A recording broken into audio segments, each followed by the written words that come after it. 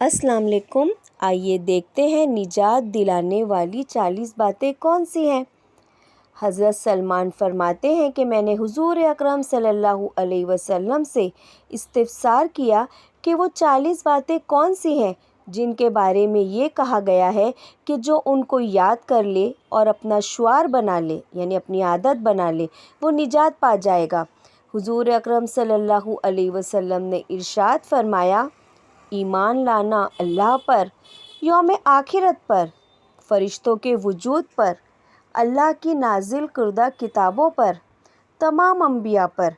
مرنے کے بعد دوبارہ زندگی پر، اور اس بات پر کہ تقدیر خیر و شر اللہ کی جانب سے ہے۔ اس امر کی گواہی کہ اللہ کے سوا کوئی معبود نہیں اور محمد صلی اللہ علیہ وسلم اس کے رسول برحق ہیں۔ ہر نماز کے وقت کامل وضو کر کے نماز قائم کرنا، زکوٰۃ ادا کرنا، رمضان کے روزے رکھنا،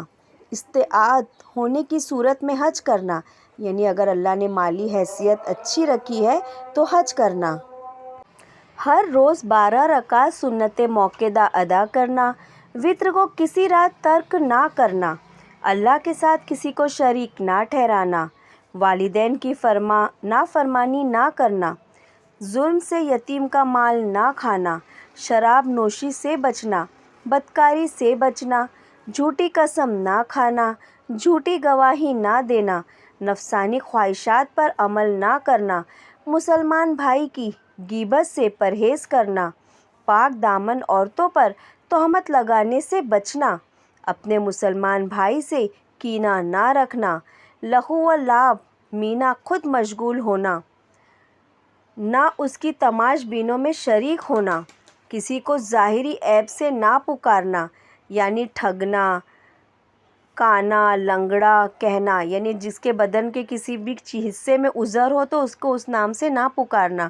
کسی کا مذاق نہ اڑانا، مسلمانوں کے درمیان غلط فہمی نہ پھیلانا، ہر حال میں اللہ کی نعمتوں پر اس کا شکر ادا کرنا،